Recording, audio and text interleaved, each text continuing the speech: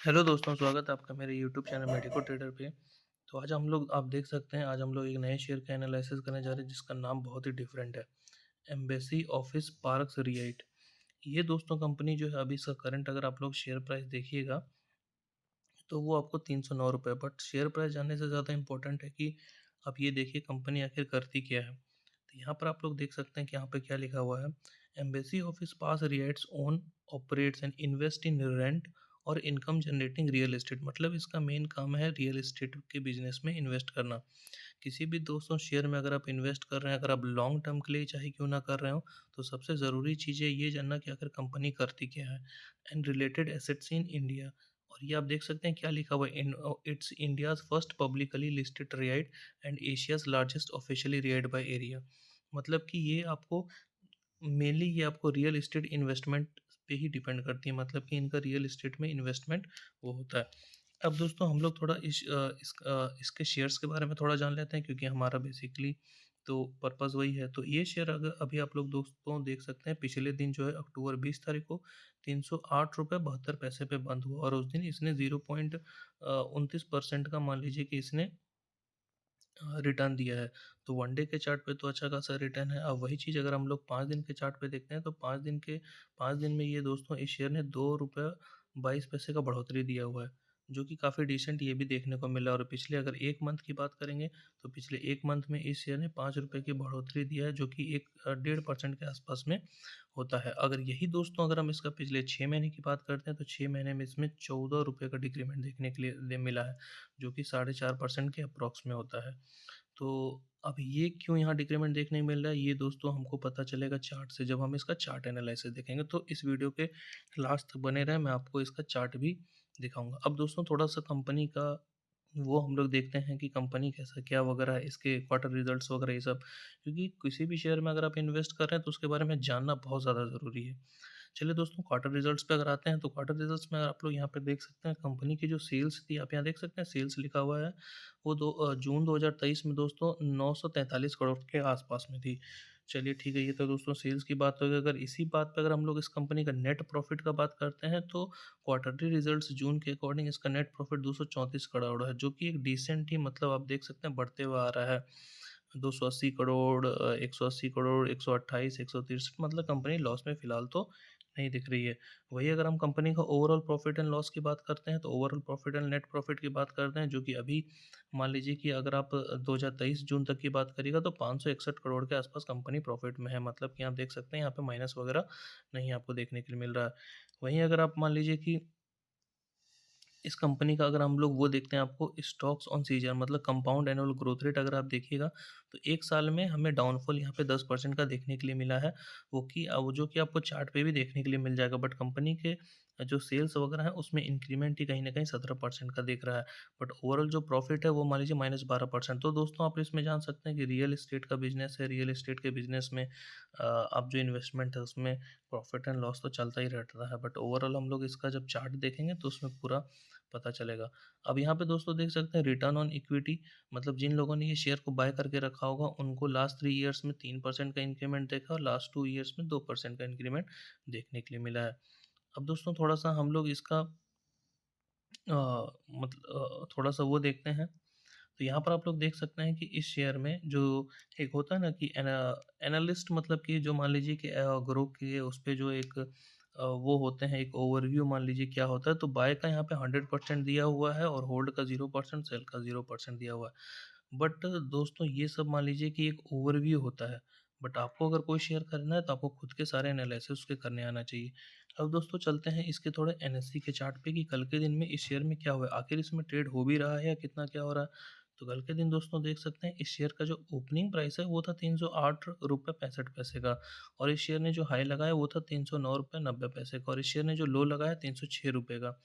अब यहाँ पर दोस्तों ये नीचे चलते हैं, नीचे हम लोग ये देखेंगे कि इस शेयर में कैसा गया है।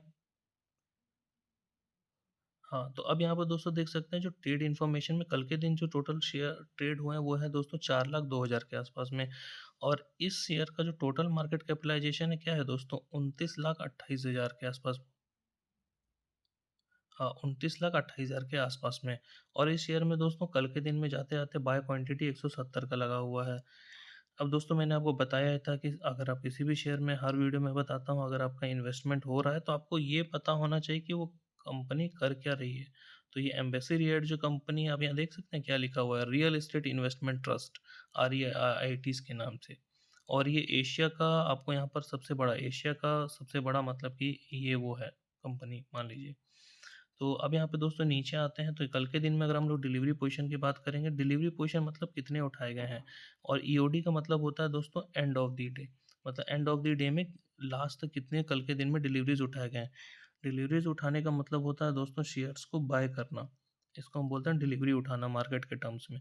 तो दोस्तों आप यहाँ पे देख सकते हैं 3,82,000 क्वांटिटी मतलब कि कल के दिन में उठाए गए हैं जो कि मान लीजिए परसेंटेज के फॉर्म में 94% के आसपास में होते हैं और 4,02,000 के अप्रॉक्सिमेट क्वांटिटी इसमें ट्रेड हुआ है, तो काफ़ी डिसेंट इसमें देखने के लिए यहाँ पे हमें मिल रहा है। अब हम लोग दोस्तों आ जाते हैं इसके चार्ट पे क्योंकि आप कितना भी फंडामेंटल एनालिसिस करने के बाद आपको कहीं न कहीं जो है चार्ट देखना मोस्ट कंपल्सरी है। अगर आपको चार्ट देखना नहीं आ रहा है क्योंकि चार्ट ही सब कुछ वो कर रहा है। अभी दोस्तों क्या हो रहा था कि जब हमने इसमें देखा था कि पिछले 6 महीनों में कि पिछले 6 महीनों में इस शेयर ने मान लीजिए ना हमें एक 6th मंथ में इस शेयर ने हमें लॉस दिखाया था मतलब कि ₹14 के आसपास में ये गिरा था शेयर। अब उसका रीज़न आपको यहाँ पे चार्ट पे सारा का सारा दिखाई देगा। अब यहाँ पर रुकिए 1 सेकंड दोस्तों मैं चार्ट को पहले वो कर लेता हूँ। हुँ, ₹308 पैसे के आसपास में है। हाँ, तो अब यहाँ पे दोस्तों आप लोग यहाँ पे ध्यान से देखिएगा।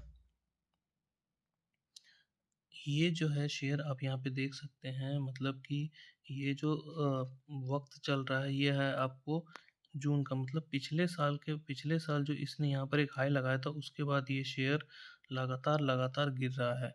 बट अब दोस्तों एक चीज़ और देख सकते हैं अब ये शेयर यहाँ पे एक्यूमुलेशन फ़ेज़ में है। ये जो दोस्तों फ़ेज़ था मार्केट का नीचे गिरने का इसको हम लोग डिक्लाइनिंग फ़ेज़ भी बोलते हैं। मार्केट का ऐसा स्ट्रक्चर होता है कि जब मार्केट मतलब कि ये फ़ेज़ जो है अभी ये एक्यूमुलेशन फ़ेज़ में अगेन आ रहा है मतलब यहाँ पर अगेन बायर्स की धीरे-धीरे करके एंट्री हो रही है। और एक्यूमुलेशन फ़ेज़ के बाद फिर यहाँ पे एडवांसिंग फ़ेज़ आता है, फिर एक डिस्ट्रीब्यूशन फ़ेज़ आता है मतलब जहाँ पे शेयर्स मतलब एक रेजिस्टेंस लेवल पे चले जाते हैं और फिर वहाँ से डिक्लाइनिंग फ़ेज़ आता है नीचे की साइड में और ये आपको हो जाता है एक्यूमुलेशन फ़ेज़।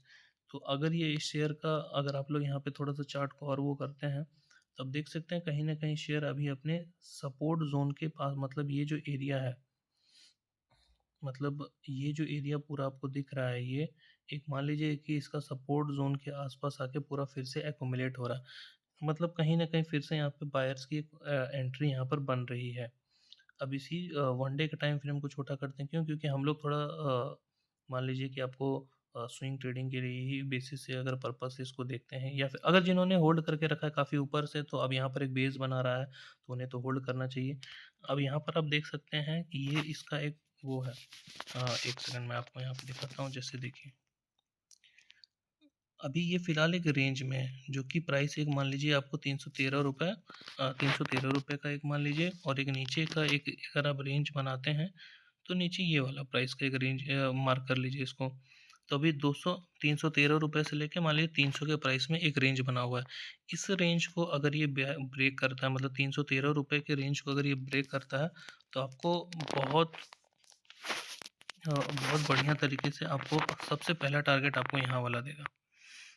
बहुत आराम से या फिर सबसे पहला टारगेट आप लोग ये रख लीजिए सबसे पहला टारगेट आप लोग ये वाला रख लीजिए 326 का और फिर अगर आप लोग अगला टारगेट देखना चाहिएगा तो अगला टारगेट इसका ये हो जाए क्यों? क्योंकि इस लेवल से पैनिक सेलिंग मैं आपको दिखाता हूँ ₹332 का मतलब कि छोटे-छोटे टारगेट स्विंग ट्रेडिंग्स के लिए एकदम परफेक्ट होते हैं। ये मैंने ऐसे इसलिए बताया क्योंकि इस लेवल से आप देख सकते हैं कितना इसमें फॉल डाउन आया मतलब ₹332 से ये वापस मान लीजिए ना कि ₹280 के आसपास में गया और अभी ये इस ज़ोन में है मतलब कहीं न कहीं इसमें बायर्स की आप देख रहे हैं यहाँ पर एंट्रीज़ जो हो रही है। अब ये फिर हो सकता है इसमें बहुत दिन तक रहे इस एक्यूमुलेशन फिर में ये फिर इस जगह पे जाए और फिर यहाँ पे गिरे मतलब ₹313 पे जाके आए, फिर यहाँ पे गिरे, फिर यहाँ ऊपर गिरे और फिर जिस दिन ये निकालेगा तो आपको बहुत स्मूथ फास्टिंग में ₹326 का टारगेट और दूसरा ₹332 का टारगेट देगा। तो शेयर मार्केट में दोस्तों छोटा-छोटा ही प्रॉफ़िट करते रहें और डिसेंट प्रॉफ़िट रेगुलर करते रहें। हाँ, अब ये तो दोस्तों मैंने ये बता दिया कि आपको अपसाइड अगर जाएगा तो ऐसा होगा और अगर ये डाउन साइड आया दोस्तों, तो अभी तक का जो इसका परफेक्ट लो है, आप यहाँ पे देख सकते हैं ये वाला, ये लो को मार कर लिए 288 रुपये का। मतलब ये अगर इसके नीचे अगर आता है, मतलब कि इस रेंज के अगर दोस्तों ये नीचे आता है, तो ये आपको वापस ये लेवल फिर से दिखा देगा। और अगर इसके नीचे जाता है तो कितना नीचे जाएगा उसका दोस्तों होश भी नहीं रहेगा किसी को। तो ऐसा भी नहीं होता है कि अगर शेयर काफ़ी नीचे गिर रहा हो तो हम इसे होल्ड करे बैठे हैं, तो कभी कभार एसएल भी लेना पड़ता है आपको उस टाइप से। तो ठीक है दोस्तों, अगला इसमें अगर आपको कुछ भी डाउट वगैरह रहेगा तो आप कमेंट सेक्शन में लिखिएगा। धन्यवाद दोस्तों।